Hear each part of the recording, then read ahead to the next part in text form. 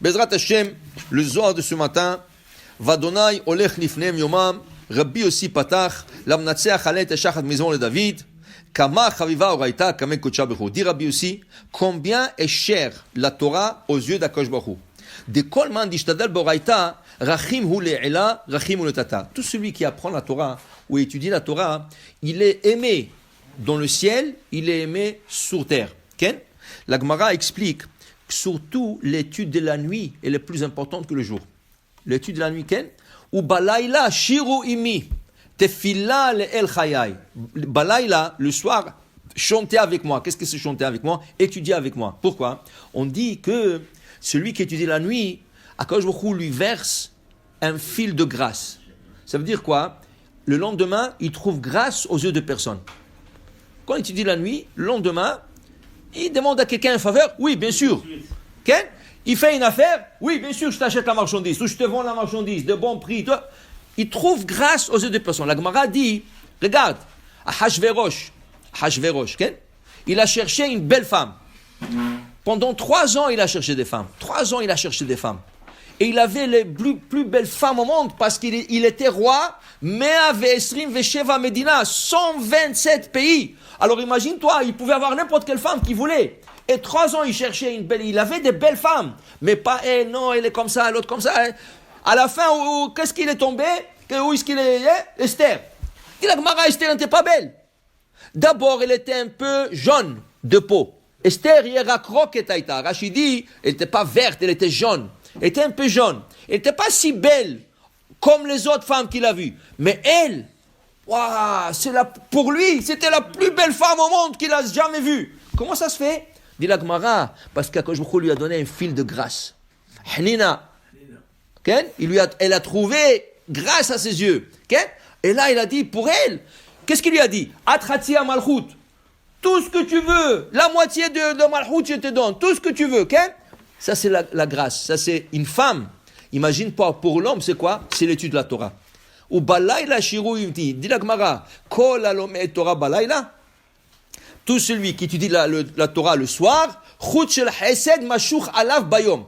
Akadosh Baruch Hu lui donne ce fil de grâce en journée. Alors il dit ici, Aouvu lemala, il est aimé par le haut. Aouvu lemata, il est aimé par le bas. Ken?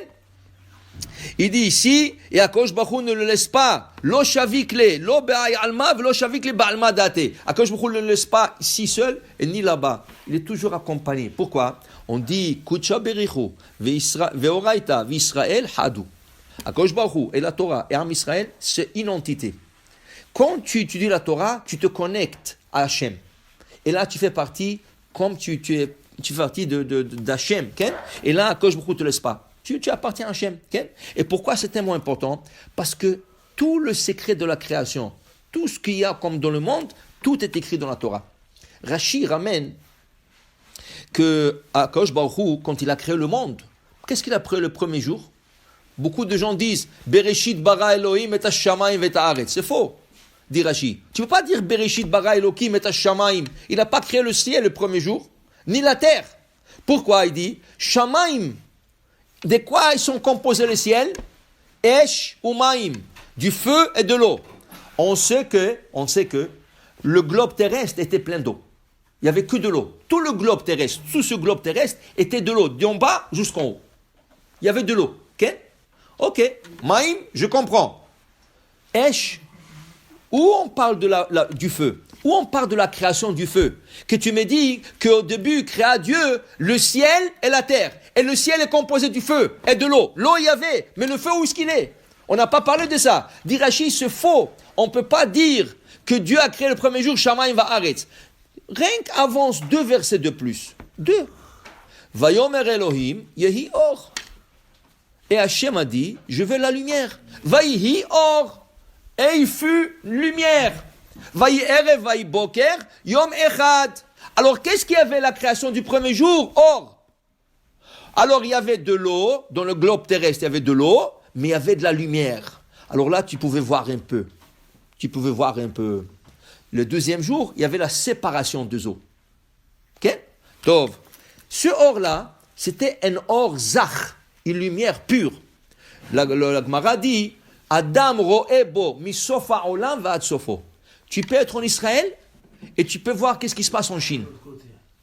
Rien que tu regardes à travers cette lumière, tu pouvais voir, mais sofa olam va'ad sofo. Cette lumière, Akadosh Baruch Hu, après 36 heures, la cache. Il dit non, je ne peux pas laisser cette lumière dans le monde. Pourquoi? Si un rachat, il va venir, il va commencer à regarder en Chine, d'Israël, il va regarder en Chine, il va commencer à faire des combines, il va faire des trucs, il va savoir qu'est-ce qu'il peut faire avec cette lumière. Et cette lumière est pure. Pourquoi que le rachat, ils vont l'utiliser pour faire du mal? Dieu a caché cette lumière.